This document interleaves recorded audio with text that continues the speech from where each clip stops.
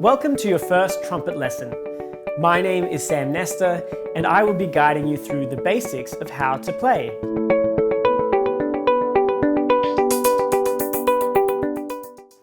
The trumpet has been around in various forms for thousands of years. Trumpets of old were made out of a variety of materials, including wood, bamboo, bark, clay, bone, and metal. In the ancient Greek and Roman eras, trumpets were used for marching in wartime, and almost all European royalty had trumpet bands that played military music. Today, the trumpet has found its way into every genre of music, from jazz to pop, rock, classical, and beyond. The trumpet is your ticket to exploring a vast and exciting world of music. Before we do any type of exploring, we need to make sure our equipment is in good working order. We'll cover the basics of how to assemble your trumpet in the next video.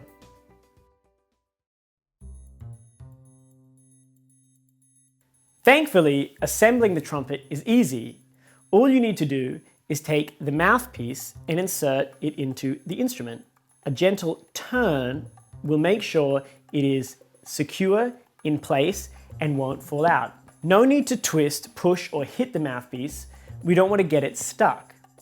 Every time I place my mouthpiece in the instrument, I think of it as a switch that turns on my focus for the upcoming performance or practice. Mouthpiece in, focused, and ready to make music. The mouthpiece is inserted into the lead pipe, which continues to the main tuning slide. This slide is adjustable and allows you to fine-tune pitches. No need to worry about that now. This will become important later on. The main tuning slide has a water key, which is how you empty any condensation, or let's be honest, spit. If you continue to trace the tubing, you will reach the valve casing, which contains the piston valves. The valve closest to the mouthpiece is the first valve. The valve in the middle is the second valve, and the valve closest to the bell is the third valve. As you can see, there are 3 slides that belong to each valve. This is the first valve slide, this is the second valve slide, and this is the third valve slide. Like the main tuning slide, their length is adjustable and can help you fine-tune pitch. No need to worry about the tuning slides for the time being.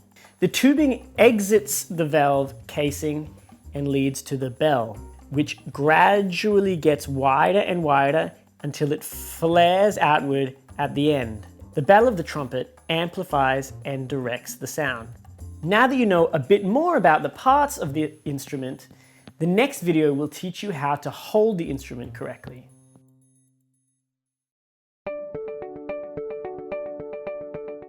Let's learn how to hold our trumpet. Put simply, the left hand holds the trumpet and the right hand is used to press the valves. Your left hand position should look like this.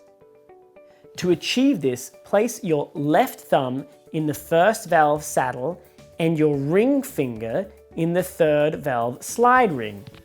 The rest of your fingers should hug the valves like this, while your pinky goes on top of the third valve slide.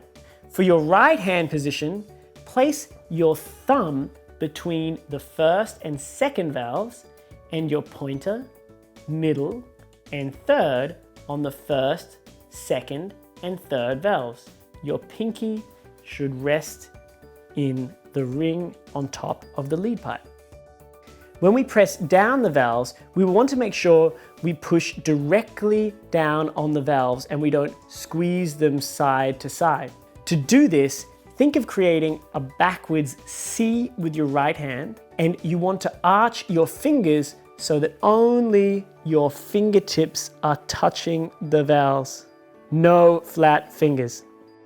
When you bring the trumpet up to playing position, it should have a slight downward angle and the valves should be facing upwards.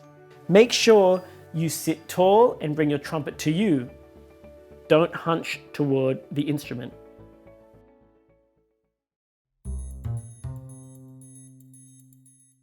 To create a sound, the first thing you need to do is to form your lips into what's called an embouchure. The best way to do this is simply by saying the letter M. From here, all you have to do is start blowing air gently through a small hole in your lips, increasing the air intensity and speed until your lips start to vibrate. I will do it without the trumpet first to demonstrate. Now let's try it on the instrument.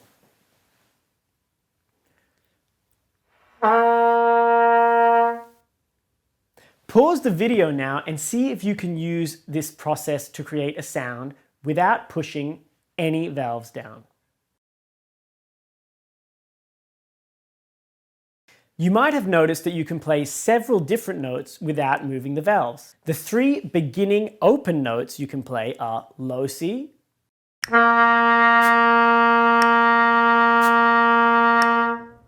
G,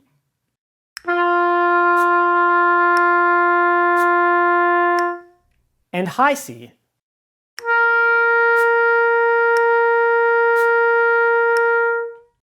To play lower, you use slower, warmer air. And to play high, you use cold, fast air. Pause this video now and see if you can produce higher and lower notes just by changing the speed of your air.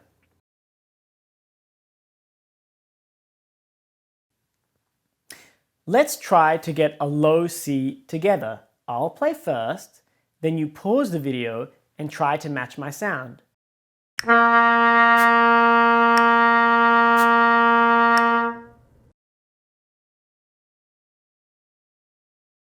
Every journey begins with one single step in the right direction, and you've just taken yours. Give yourself a pat on the back. Now that we've created a sound, we have to learn the right way to start each note. You will always start a note with an articulation, which is created with your tongue. The first step is to say the syllable two. Say it with me 3 times. Two, two, two. Notice where the tip of your tongue touches your gums just above the teeth. Now let's exaggerate the beginning T like this. Two, two, two. Try it with me. Two, two, two. Now let's take away your voice and just use air like this. Now with me. Let's put that into the instrument and try articulating that C we just practiced. Listen to me, then pause the video and try yourself.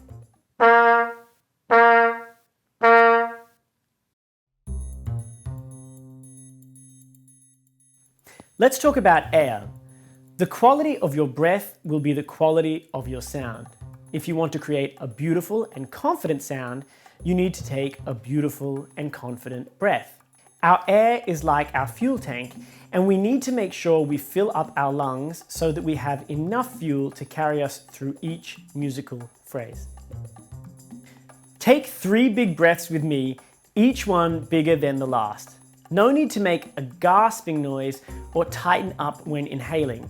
Stay relaxed and loose. Here we go, our first breath. Notice how I didn't make any noise? Again. Notice how I'm not pinning my shoulders up to my ears? One more.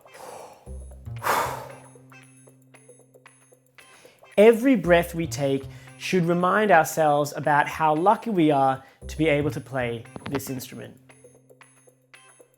Sometimes, if your sound isn't quite what you are hoping for, you might find you are blowing too much air or too little air.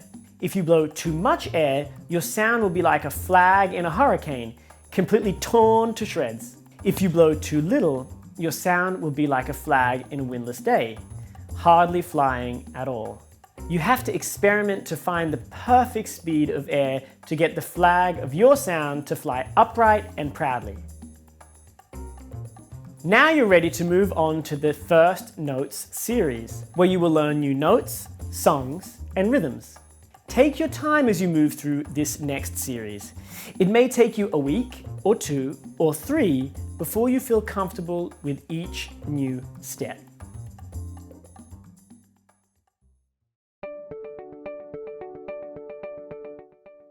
Some players will form their lips too tight and will have a very tense sound like this. Others will have lips that are too loose and will have a very unscented, flabby sound like this. We want firm corners and a flat chin, and the center of our lips to be supple and responsive to air. I like to think of a trampoline that is rigid on the outside, but bouncy in the middle. The practice room is your opportunity to try many different things out and see what works best for you. If you're having trouble finding a sound you are happy with, don't be afraid to try several different approaches. One great practice tool is buzzing on the mouthpiece like this. Buzzing helps center your sound and focus the embouchure.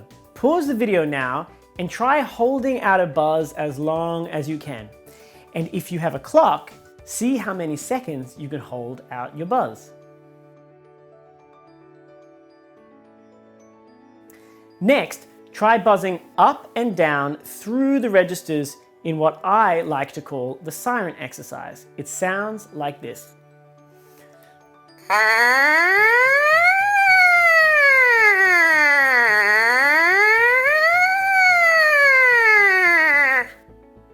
See how high and how low you can go. Pause the video now and try it out for yourself.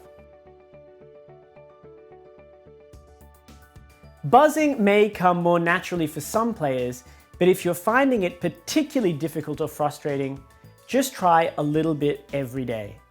Over a few weeks, I can guarantee you will see big improvements. Now you're ready to move on to the First Notes series, where you will learn new notes, songs, and rhythms. Take your time as you move through this next series. It may take you a week, or 2, or 3 before you feel comfortable with each new step.